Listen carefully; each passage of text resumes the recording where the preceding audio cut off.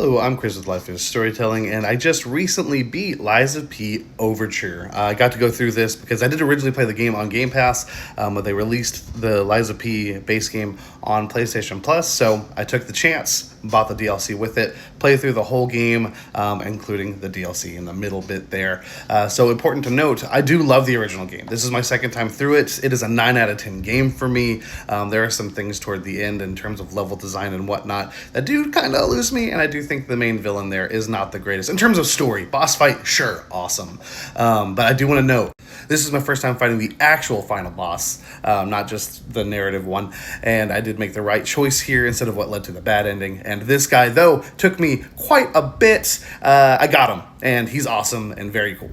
So for the setup of the DLC, and I will say slight spoilers here. I'm not going to try to go too heavy on story beats, but this does add a lot narratively, and the game's been out for a while, so spoiler alert, go play it. It's all great.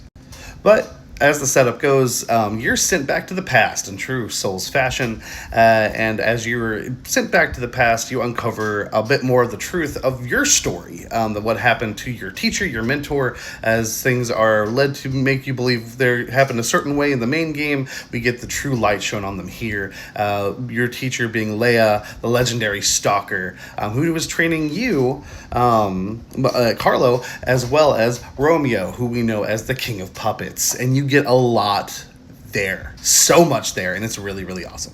And in the DLC, you are helping Leia, who is attempting to save Romeo from Arlecchino, the blood artist. I'm sorry if I butcher that name, but you also learn that Arlecchino, same voice actor, same everything, is the king of riddles, who you're answering riddles from in the base game, which is a very cool thing, and it does actually tie back into the main game when you go back to do the main story after finishing the DLC.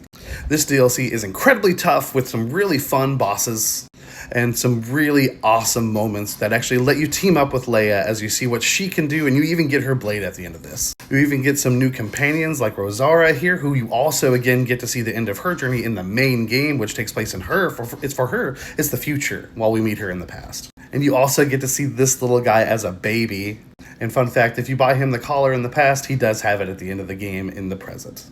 But the DLC adds so much in terms of narrative, as well as fun gameplay and a lot of fun new weapons. I got a gunblade that was really, really fun to use. But I definitely recommend it, worth the $30. I do also give this a 9 out of 10. There is some pacing stuff here, but great length, great fun, great challenge. Of course, if you want to play it on easy, you certainly can, but I definitely recommend, if you've already played it, please let us know what you think. And for more news, reviews, and all things nerdy, please give us a like and a follow.